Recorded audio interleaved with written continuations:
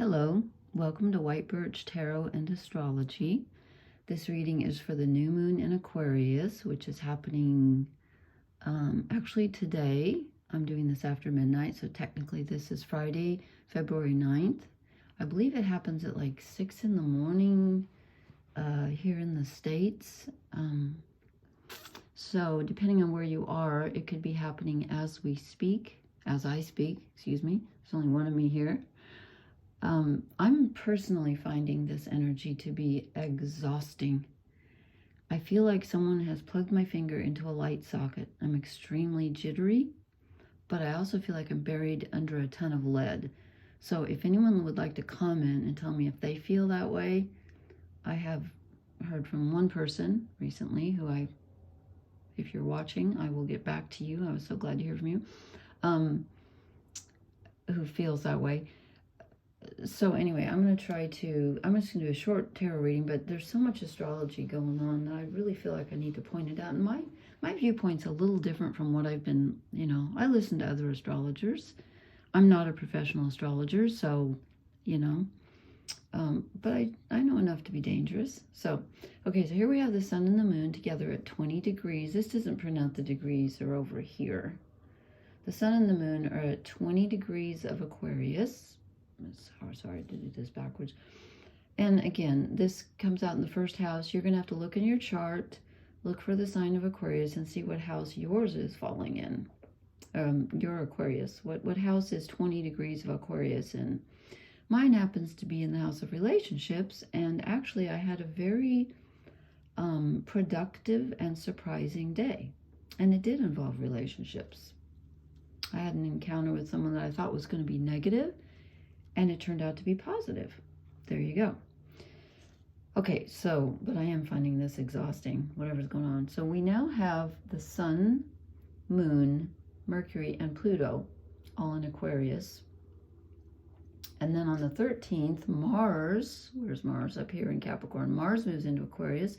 And on the 16th, Venus moves into Aquarius. And when they do, they're both going to conjunct Pluto, which is still at 0 degrees.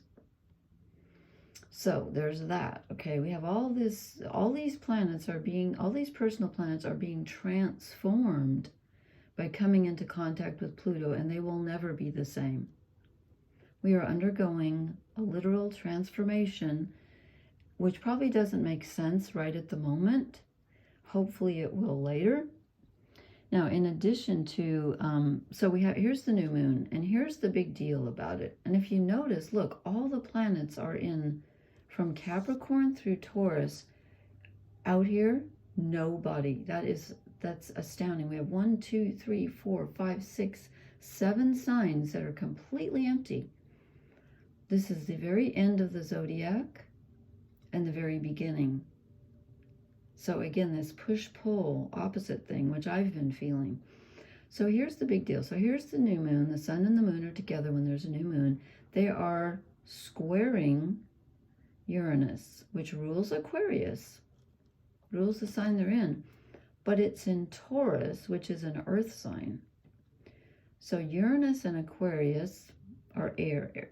Aquarius is an air sign, even though it's the water bearer, which rules, the mind, and this is the collective consciousness. I talked about that last time. And it's squaring, which is a very tense aspect. It's butting heads with Uranus, which rules this sign. So this has great power over this new moon. It's in Taurus, which is earth.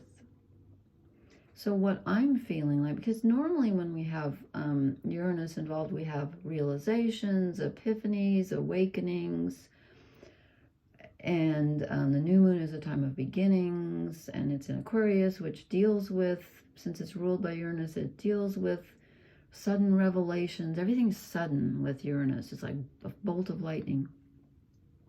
But with it in Taurus, I don't think so. I think this is forcing us. Are we going to have revelations? Yeah.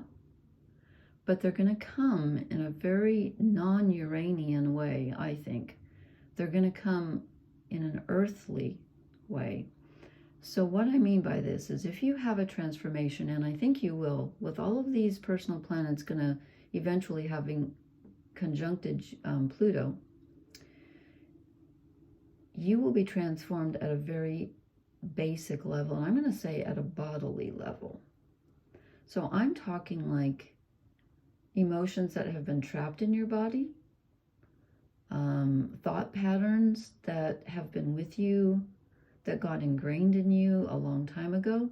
And Taurus rules what we possess, and it also rules what we love. So I'm thinking about loved ones, which kind of leads me to family, even though family is ruled by Cancer. I'm feeling like how you've been influenced by your loved ones.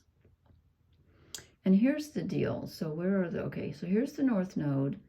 It's at like 17 degrees. Chiron, I think, is at 18 degrees. These two are almost together. This is the wounded healer. This is the part of you in the sign of Aries, which is your I am self, your basic identity, who you are on a very basic level. This is your wounded self, okay? And again, this is the transiting planets. You can look and see where you have Chiron in your natal chart. This is coming into contact with, actually the nodes move backwards, so the nodes are moving towards Chiron because they go retrograde. The North Node is your purpose, and it's, I didn't write it in, but it's always opposite the South Nodes, which is your past, and which rules your past karma. And it's in Libra, which again is our relationships. It's ruled by Venus, as is Taurus. So we have a lot of Venus personal relationship energy here that's being, I'm going to say, challenged.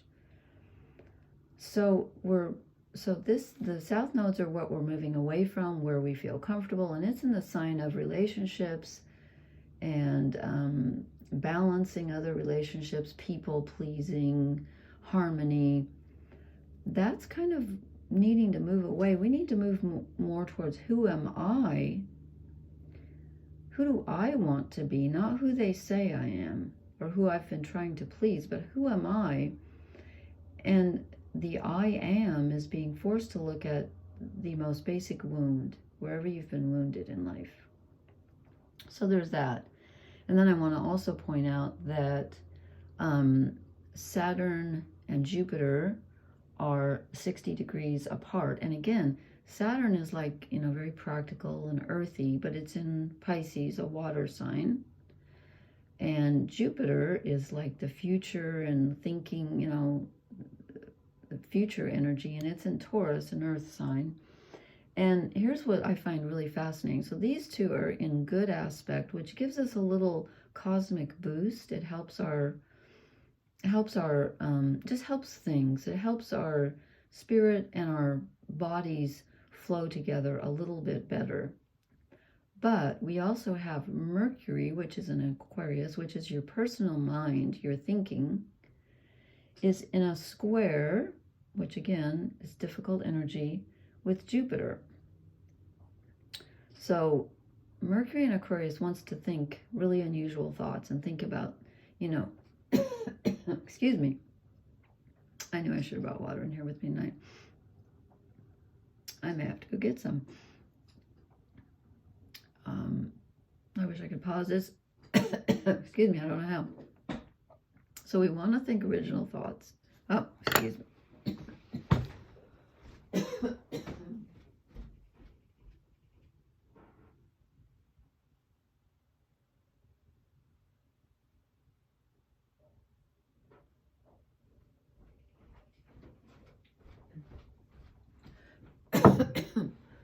Excuse me, I'm sorry about that.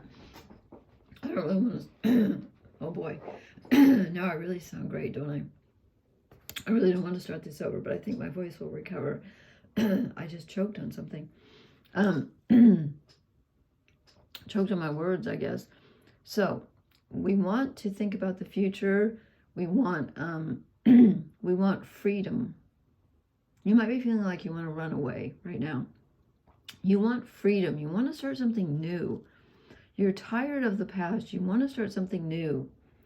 But this is squaring Uranus. So, and again, it's in Taurus. So it's telling you Yes, you can start something new, but, and this is, again, this is a big but, you're going to have to do it in an earthly, steady, slow way. This is not going to occur overnight, and it's going to take a great deal of effort. It's going to take healing at a very basic level, and we're going to have to look at a very basic level inside ourselves. That's my thinking anyway. And Mercury is getting a little boost from being 30 degrees from Saturn, so that's helpful. So you know what? We have a lot of, what I'm trying to say is, we have a lot of really helpful cosmic energy on our side. But, pardon me, but it's asking us to put in a lot of work because this is about turning things around and discovering where you've been wounded and how you can move toward being your original self. That's what this whole thing's set up to help you find. Who are you? Who do you want to be? This is up to you. Who do you want to be? But you have to take into account the south nodes, which are, I didn't write in up here, which is past karma. And again, this can be your, if you don't believe in reincarnation, this can be just your karma in this lifetime. What have you reaped? What have you sown? It's all up for review right now, and it's all going to be transformed. So it's going to work out in the end, but it's going to take a very steady, step-by-step, one step at a time approach. I don't see this as a lightning bolt, even though you might have little surprises along the way, because Uranus is always quick and surprising. But with it in Taurus, I think this is going to be a little bit slower. And with that Mercury squaring Jupiter, your thoughts are going to want to be really innovative, really, just like, I want to start something new and be really progressive. And this Jupiter is saying yes, but it's squaring. So it's saying, slow down. I'm in Taurus. I'll help you, but you got to put the work in. So I think this is a really promising yet very challenging time because of all the heavy earth energy that we're experiencing. And again, it's like we're being transformed whether we want to or not. And that's a good thing. It really is a good thing. Okay, so I just wanted to say that. And then I don't know, I probably shouldn't even mess with these cards because they're really challenging and I didn't get a book with them, but they're really neat. These are the Kim Cran's archetype cards. So I was going to pull 3, 4 came out. In fact, I was going to pull 2. Maybe I should have stuck with 2 because the first 2 make more sense to me, but I'm going to try. So the first card I pulled is the Ring. Oh, let me move my, whatever they called that stone that I got with one of my decks. Okay, we get the Ring.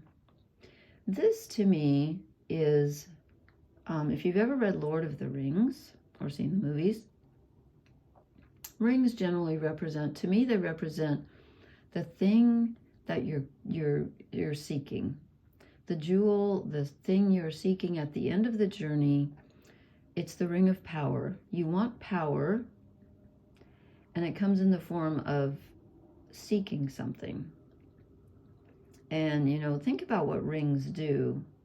They're infinite because they go around. They're also binding because, like the wedding ring, rings are usually symbols of uniting and symbols of infinity, symbols of bringing things together and of making a vow and a promise. But this is what you're seeking, okay? This is the end result, what you're hoping for. And then I drew the thread. And I see this in 2 ways. One is this is what connects the upper with the lower. It also is what connects everything in our lives to each other. Like, you're going for one thing and you have to do another thing, but they are connected. Everything in your life is connected. And the past is connected to the future, the past is connected to the present is connected to the future. Everything's connected.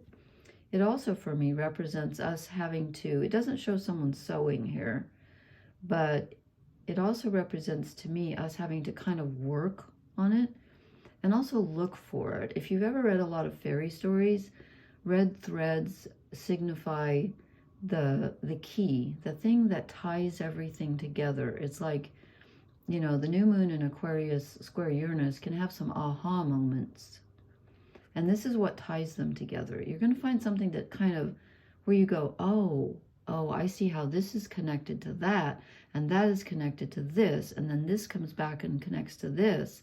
And you're going to find a lot of things in your life are connected.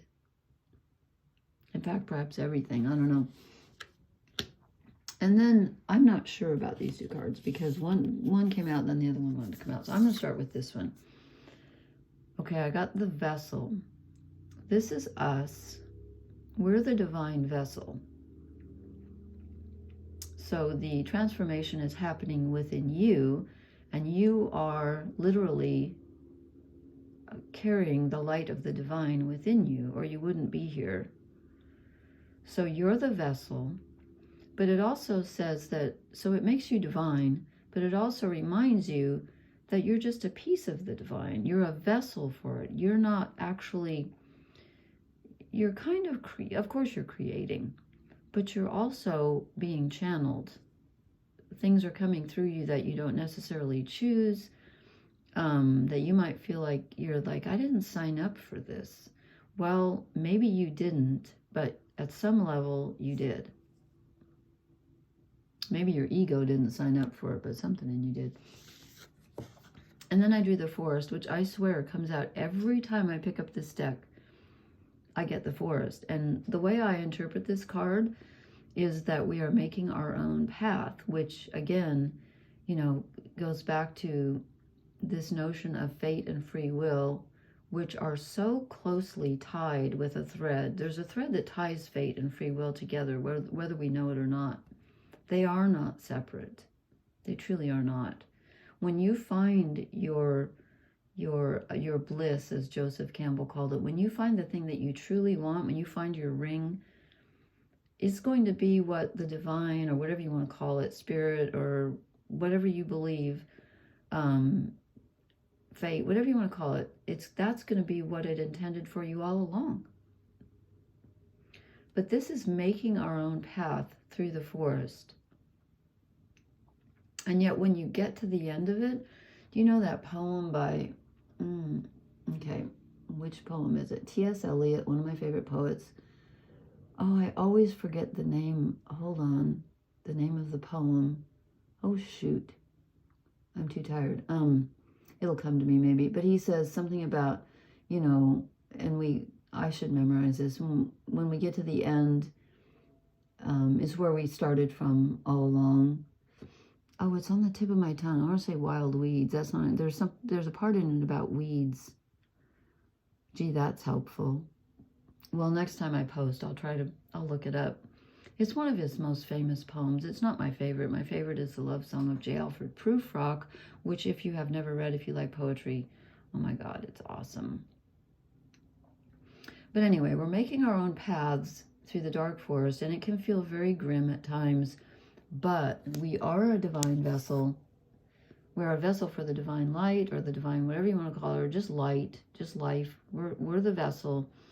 And so everything is tied together. And, you know, if you can hang on through these times, which are challenging, you know, you will be guided to your ring, which is what you have been seeking all along. Do I see it coming up like right now? No, but it's, we are being given some answers that will lead us to know ourselves better, and that will help us create our path better. We are being led at this time to discover more of our, not only our own power, but our power to transform the old into the new.